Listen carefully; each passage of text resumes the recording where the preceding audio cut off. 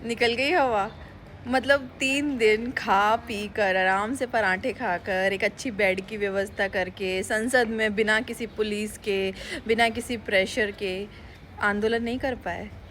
मतलब सोचो कि वो एक व्यक्ति जो इतना ज़्यादा बुज़ुर्ग हो चुका है, जिसकी एज हो चुकी है, वो हमारे छात्रों के लिए लगातार 20 दिन से ज़्यादा हो गए, 25 दिन हो गए अनशन करते हुए। एक व्यक्ति अनशन कर रहा है और आज ये उन्हीं की मेहनत का नतीजा है कि जंतर मंतर पर इतने लोग दिख रहे हैं, वरना इतने लोग नहीं थे बिगिनिंग में, इतने स्टार्टिंग में, जैसे ही वो लोग आए थे, जैसे ही स्टार्ट हुआ था ये आंदोलन।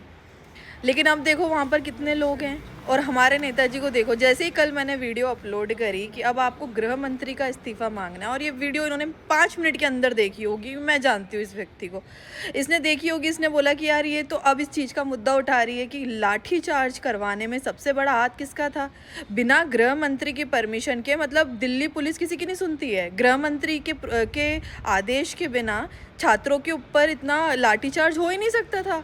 कैसे हुआ? तो जब मैंने कहा कि अब आपको गृह मंत्री का इस्तीफ़ा मांगना है, वहाँ पर बैठे हो अनशन के लिए, तो आपके पापा हैं। और जैसे ही आपने ये रील सुनी, जैसे ही आपने सुना कि अगर ये अनशन पर बैठकर अगर गृह मंत्री की बात आएगी तो उससे बेटर है कि मैं अनशन से उठ जाऊँ। अनशन नहीं, वैसे आंदोलन कर रहे थे। अनशन तो तुम्हारे बस की बात नहीं, तुम वहाँ पे पराठे खा रहे थे। देखा मैंने तुम्हारी वीडियो में कि तुम आराम से वहाँ पर रिलैक्स कर रहे हो, अपनी बॉडी को आराम दे रहे हो, एकदम से आराम से वहाँ पर प्रोटेक्टेड फील कर रहे हो। ऐसे नहीं होते आंदोलन नेताजी, नहीं कर सकते तुम संघर्ष अब समाज के लिए। गए वो दिन तुम्हारे, और तुमने स्टार्टिंग में भी कोई संघर्ष नहीं किया था। मैं तुम्हें ट्रोल करने के लिए वीडियो नहीं बना रही हूँ, बस मैं तुम्हें तुम्हारी हकीकत से वाकिफ़ करा रही हूँ कि तुम जो कर रहे हो ना वो सही नहीं है। क्या किया तुमने?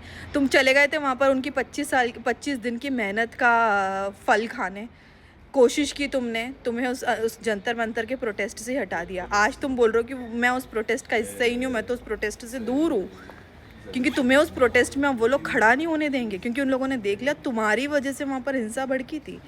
तुम वहाँ पर गए थे, तुमने वहाँ पर देखा कि वहाँ पर लाठीचार्ज होने वाला है, तुम घटिया बयान देते हो छात्रों के सामने। नया खून है, जेनजी जनरेशन, उनको लगता है हमारा बड़ा बोल रहा है तो हो सकता है हमें लड़ने के लिए बोल रहा होगा। लेकिन जब तुम्हें लाठी की बारी आई, जब लाठी चार्ज हुआ, तुम सबसे पहले उस महिला सांसद का हाथ पकड़ के भागे, तुम रुके नहीं।